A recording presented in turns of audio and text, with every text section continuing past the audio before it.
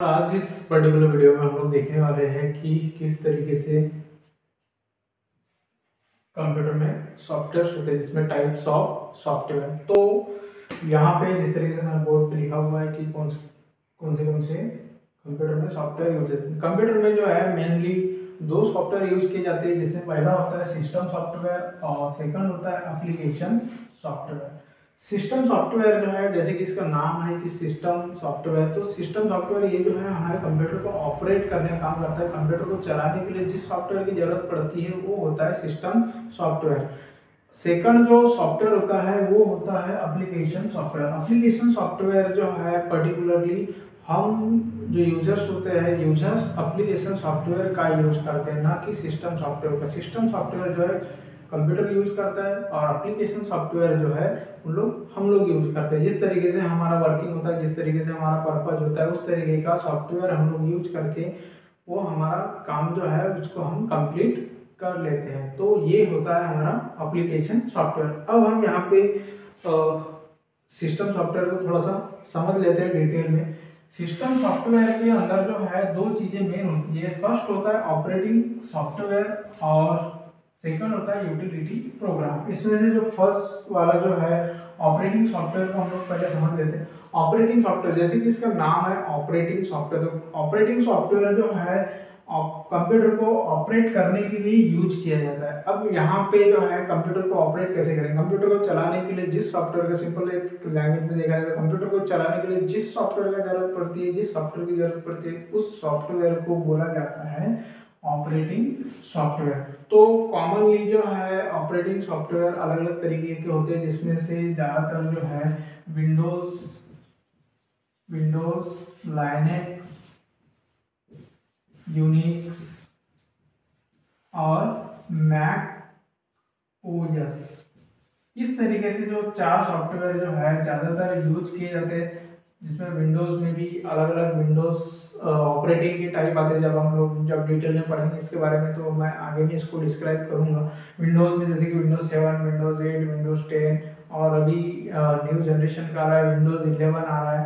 तो इस तरीके से जो है विंडोज के अलग अलग ऑपरेटिंग होते हैं और इन ऑपरेटिंग सॉफ्टवेयर के द्वारा हम लोग कंप्यूटर को ऑपरेट कर सकते हैं। उसी के साथ साथ जो है लाइनेक्स भी एक ऑपरेटिंग सिस्टम है जिसको ओपन सोर्स सॉफ्टवेयर बोला जाता है। ओपन सोर्स सॉफ्टवेयर है लाइनेक्स। उसी के साथ साथ यूनिक्स और लास्ट जो होता है वो होता है मैक ओएस। मैक ओएस जो है ये ऑपरेटिंग सॉफ्टवेयर ज्यादातर आप लोगों ने देखा एप्पल के लैपटॉप, एप्पल के मोबाइल फोन, एप्पल के जितने भी डिवाइसेस होते हैं उसमें Mac OS operating software use किया जाता है। उसी के साथ साथ जो है हमारे जो जितने भी स्मार्टफोन होते हैं उनमें जो ऑपरेटिंग सॉफ्टवेयर यूज किया जाता है वो होता है एंड्रॉयड। एंड्रॉयड जो है ये ऑपरेटिंग सॉफ्टवेयर जो है मोबाइल फोन के अंदर यूज किया जाने वाला ऑपरेटिंग सॉफ्टवेयर है।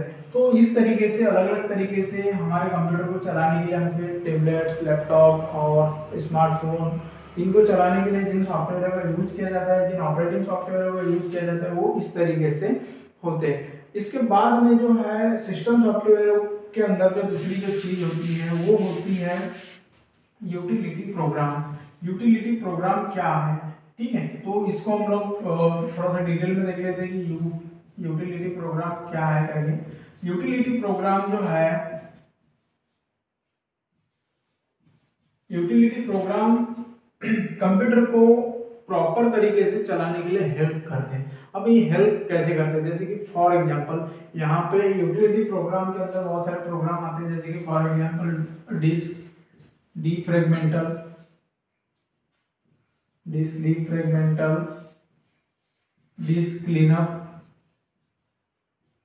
डिस्क क्लीनअप, उसी के साथ साथ एंटीवायरस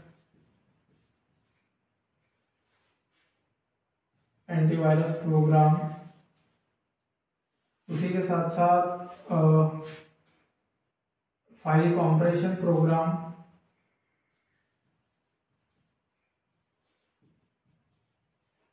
ये सब प्रोग्राम जो होते हैं ये यूटिलिटी प्रोग्राम के अंदर आते हैं। अब इनका वर्किंग कैसे क्या होता है ये हम थोड़ा सा इसको समझ लेते हैं डिटेल में।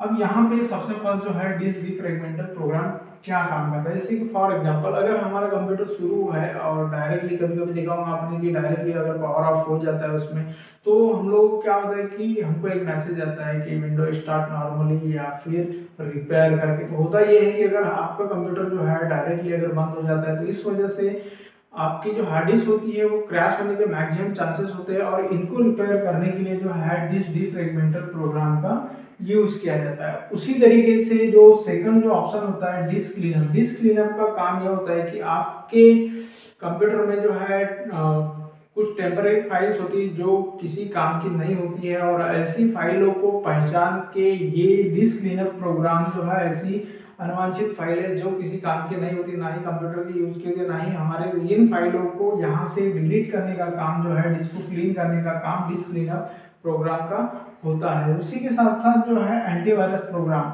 एंटीवायरस प्रोग्राम जो है हमारे कंप्यूटर में जो आने वाले जो वायरस होते हैं उनके बचाव के लिए जो है, जिससे कि हमारा जो डेटा है कंप्यूटर में लगा हुआ डेटा सारा पूरा सुरक्षित रहे, इसके लिए हमारे कंप्यूटर में कुछ ऐसे एंटीवायरस प्रोग्राम डाले जाते हैं जिससे कि किसी भी तरीके का वायरस हमारे कंप्यूटर, लैपटॉप, टैबलेट या फोन को के ऊपर अटैक करके हमारे डेटा को डिस्ट्रॉय ना कर सके। इसके लिए भी जो यूटिलिटी प्रोग्राम होते हैं, जो एंटीवायरस प्रोग्राम जो होते हैं वो हमें सेफ रखने का काम करते हैं। उसी के साथ साथ जो है file compression program, file compression program का मतलब होता है कि अगर किसी डिस्क के अंदर या किसी स्टोरेज के अंदर, किसी भी कंप्यूटर के अंदर आपकी अगर फाइलों का साइज अगर बड़ा है और आपकी फाइलें नहीं आ रही है, तो ऐसी कंडीशन में जो है फाइल कॉम्प्रेशन प्रोग्राम का यूज किया जाता है, जिससे उसके पर्टिकुलर साइज से छोटा करके आपके डिस्क में स्पेस तैयार की जाती है और उसको वहाँ डिस्क के अंदर या उस हार्ड डिस्क के अंदर स्टोर की जाती है। तो ऐसे प्रोग्रामों को बोला जाता है फाइल कॉम्प्रेशन प्रोग्राम। उसी के साथ साथ यहाँ पे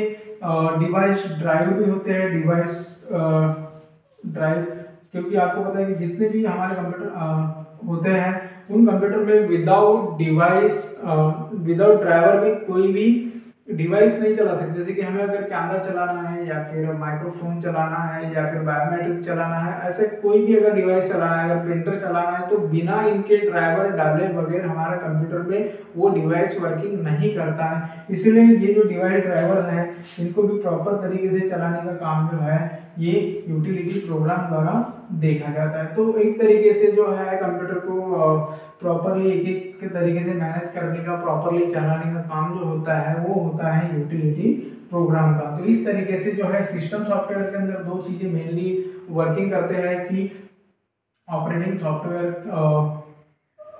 जो है कंप्यूटर को ऑपरेट करने का काम करते हैं, उसी के साथ साथ यूटिलिटी प्रोग्राम जो है इस ऑपरेटिंग सॉफ्टवेयर को प्रॉपरली ऑपरेट कराने में हेल्प करते हैं।